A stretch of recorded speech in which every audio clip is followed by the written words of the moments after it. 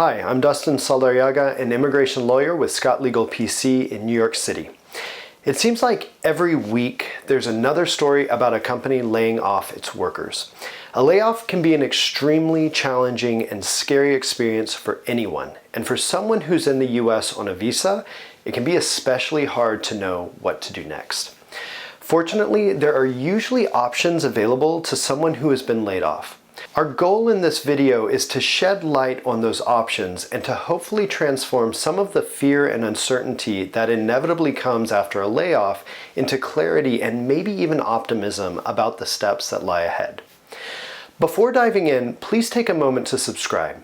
By doing so, you'll stay updated on our firm's most current and trustworthy information about U.S. immigration, including options to visit, work, or live in the United States. So, you're in the US on a visa and you've been laid off. What now? First, take a deep breath.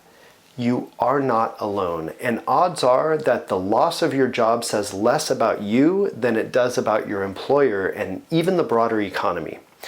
You've gotten this far through your hard work, and it's likely that that same work ethic will lead you to other opportunities. But before you get there, it's important to understand what your options are.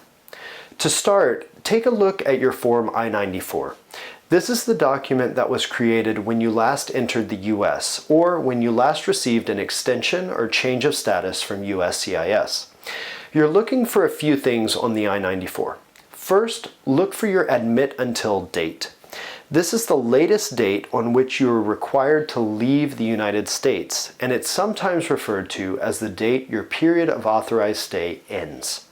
If you stay in the US past this date, you may begin to accrue unlawful presence. Unlawful presence is bad, and if you accrue enough of it, it could result in you being barred from re-entering the US, so keep your eye on that. Next, look for your class of admission. This is your status in the United States.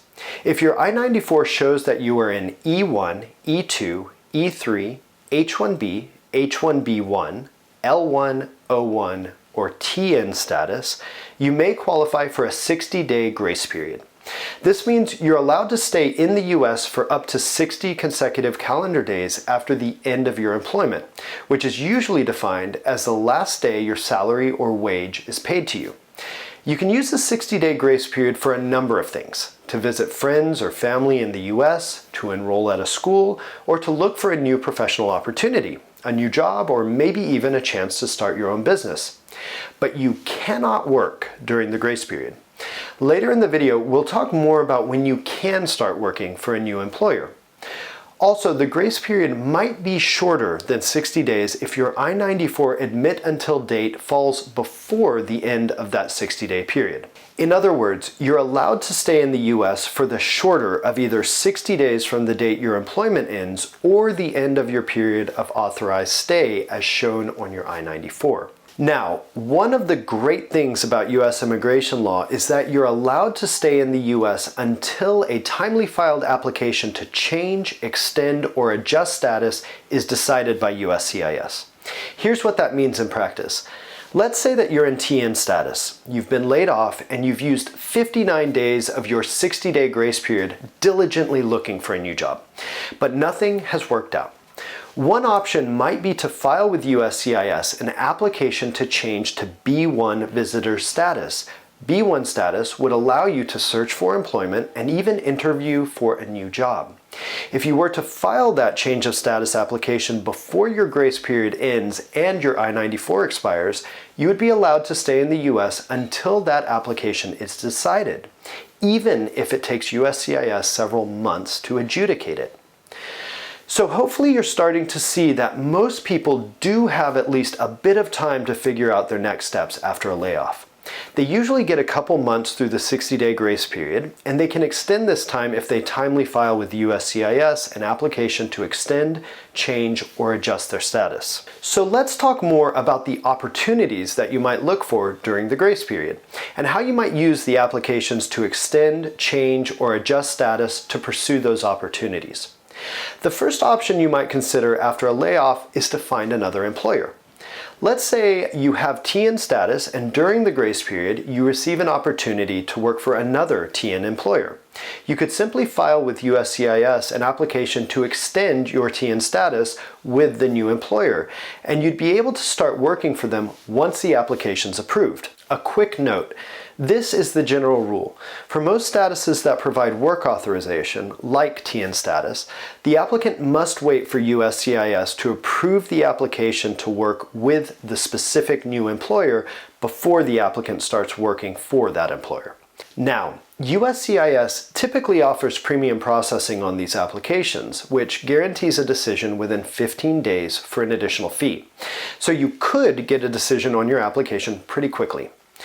There is an exception to this general rule for those who are in H-1B status. Those who are in the US in H-1B status and who find a new employer who wants to employ them in H-1B status can begin working for the new employer as soon as the employer has filed an H-1B petition on their behalf.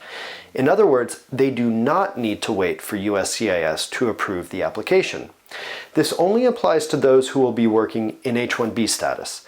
For most other statuses, as I mentioned before, the applicant would need to wait for USCIS to approve the application before they start working for the new employer. Of course, TN and H-1B status are not the only ones to keep in mind if you find a new job opportunity.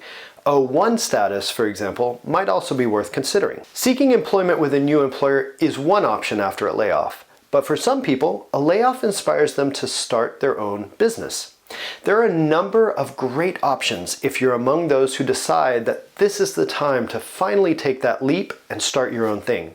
For example, if you're a national of one of the dozens of E1 or E2 treaty countries, we'll include a link to the list of treaty countries below, you might consider changing to E1 or E2 status. The required investment amount for these statuses can be relatively low, and the visa or status can be renewed indefinitely. Many of our clients have found E1 or E2 status to be an ideal option for someone who wants to start a business in the United States. It's also possible to start your own business while in H-1B status. There are some specific hurdles to overcome in these applications. For example, you need to have a co-founder or a board of director to show that an employer-employee relationship exists between you and the business. And the business will need sufficient income to pay the prevailing wage. But it is possible to start a company that then sponsors you for H-1B status. Now, maybe you're not quite ready to start your own business. You might need to meet with potential business partners and learn more about business opportunities in the US. In that case, it might be worthwhile to change to B1 status, which was mentioned earlier in this video, and does permit authorized business activities. Or maybe you're not interested in diving right into another job or a startup. Maybe you just want to visit friends, go to Disney World, see some national parks. In that case, you might apply to change to B2 visitor status. Many professionals have aspirations to go back to school and get another degree. This might be your chance to use that 60-day grace period to contact a university, take steps to enroll in an academic program, and apply to change to F1 student status. Though do keep in mind that USCIS is taking a very long time to decide applications to change to student status. As a result, it might be best to apply for an F1 visa at a consulate abroad. If you have a spouse who's in the US on a visa, you might consider changing to a dependent status. For example, if your spouse is in the US on an E2 visa, you might change to E2 dependent status. Since work authorization is granted automatically for this status, you'd be able to work as soon as your change of status application is granted by USCIS. What about a green card? If you either have a family member or an employer who wants to sponsor you for a green card, you'd be able to stay in the US past the 60-day grace period if you timely file with USCIS an I-485 application to adjust status. For those of you interested in pursuing self-employment through a green card, several options make that possible, including the EB-1 for those with extraordinary ability, the EB-2 National Interest Waiver, and the EB-5 for immigrant investors. Keep in mind that the green card would need to be current for you to file an I-485 application to adjust status, so be sure to check the most recent visa bulletin if you're considering this option. Only the filing of the I-485 will allow you to remain in the US without accruing unlawful presence. Filing either the I-130 or I-140, which are preliminary steps to the I-485, do not give the applicant the ability to remain in the US. Finally, for some of you who have been laid off, the best option is simply to return home. If you reach the end of the 60-day grace period or your authorized period of stay, and you haven't filed an application to extend, change, or adjust your status, leaving the US is very likely your best option to avoid a violation of status and the accrual of unlawful presence. Keep in mind that the employer is responsible for paying your reasonable transportation fees back to the country of last residence for those of you in H-1B, E-3, or O-1 status. Of course, the decision to return home does not close the door to future opportunities to apply for a visa to visit, work, or live in the United States. We hope this video was helpful. If it was, please go ahead and click the like and subscribe buttons to stay updated on future videos about visa options and travel to the US. Thank you for watching.